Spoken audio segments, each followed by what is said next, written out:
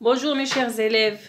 Aujourd'hui, on va voir une nouvelle leçon de vocabulaire dont le titre est les noms composés. Les noms composés. Tout d'abord, on va faire un petit rappel sur la leçon précédente dont le titre est les préfixes. On a vu les préfixes. Le préfixe est un élément ajouté au début d'un mot pour former un nouveau mot dérivé. Il permet de modifier le sens du mot d'origine. Alors ici, le préfixe est un élément ajouté au début du mot. C'est un élément, ou bien ce sont des lettres qu'on ajoute au début d'un mot pour former un autre mot, qu'on appelle mot dérivé. Ce préfixe permet de modifier le sens du mot d'origine. Lorsqu'on ajoute un préfixe à un mot, alors le sens du mot change. Par exemple, ici, impoli.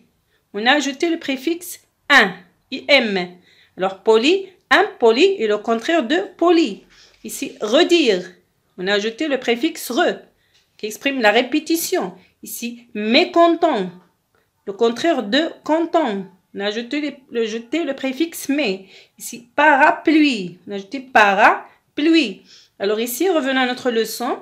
Les noms composés. Qu'est-ce qu'un nom composé? Le nom composé est un nom commun formé de deux ou plusieurs mots. Le nom composé est un nom commun formé de deux ou plusieurs mots.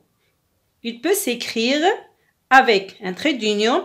D'abord, le nom composé est un nom commun qui est formé de deux ou trois ou plusieurs mots. Alors, comment peut-il s'écrire? Il peut s'écrire avec un trait d'union, c'est-à-dire ici. Exemple, un long métrage, un long chemin, pardon, un long chemin. Il y a un trait d'union entre les deux mots. Ici, il peut s'écrire sans trait d'union. Un fer à repasser. Il y a ici la préposition à, ou bien la préposition de. On dit une pomme de terre. Une pomme de terre. Ici, un fer à repasser. C'est un nom composé qui est avec une préposition à. Ici, il peut s'écrire en un seul mot. En un seul mot formé de deux éléments soudés. Exemple, un tournevis. Oui, un tournevis, il y a ici deux mots, mais ils sont soudés. Un tournevis, un autocar. Un autocar. Ou bien, il peut s'écrire en trois mots. De trois mots, par exemple, arc-en-ciel. Un arc-en-ciel. Il y a deux tirets. Il est composé ici de trois mots. Arc-en-ciel. Alors ici, les composants peuvent appartenir, c'est-à-dire les noms composés, peuvent appartenir à toutes les classes grammaticales. Les composants peuvent appartenir à toutes les classes grammaticales, c'est-à-dire verbe plus nom.